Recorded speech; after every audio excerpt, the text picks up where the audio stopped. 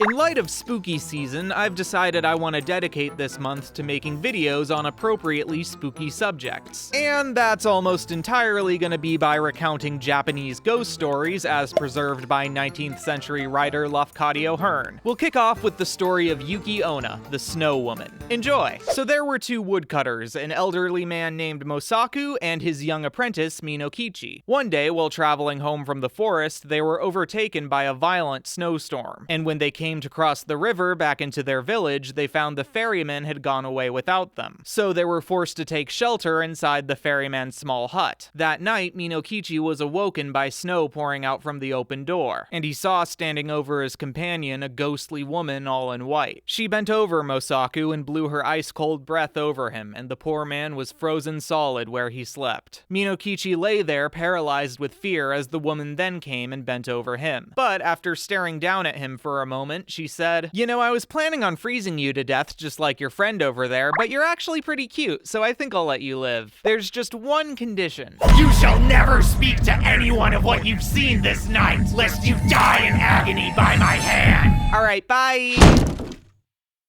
The next morning, the ferryman returned and brought Minokichi back to his village. And he lay sick for many days afterwards, but he said nothing of the mysterious woman who chose to spare his life. After recovering, Minokichi went right back to his work, traveling to and from the forest each day. The next year, while on his way home, he came upon a beautiful young woman passing by. Wow, what, Hi there, my name is Yuki. Huh, Yuki. That means snow in the language that we're speaking right now. This information does not strike me as pertinent to anything. What brings you through these parts? Oh, well, unfortunately, my mother and father recently passed away. So I'm traveling to some poor distant relatives who will hopefully help me find work. Oh, wow. Dead parents. Oh, man, that sucks. Wow. But, so, like, you don't have a husband or anything? You're single? Why, no, I'm not married or betrothed to any man. No way, I'm not married to a man either. Or, I mean, not because I'm very heterosexual, I'm just not seeing anyone at the moment.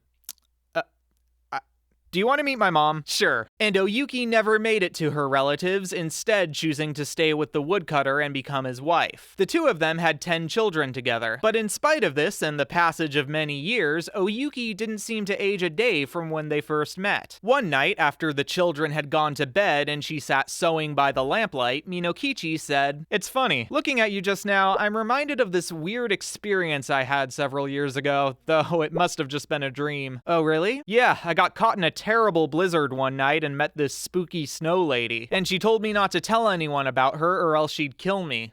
Imagine that, a magical snow woman. Hey, wait, doesn't your name mean— I told you that you would die in agony if you spoke of that night. It is only for our children's sake that I do not kill you where you sit. If you ever mistreat them, I will return and wreak vengeance upon you. Okay, bye! I'm not gonna send child support.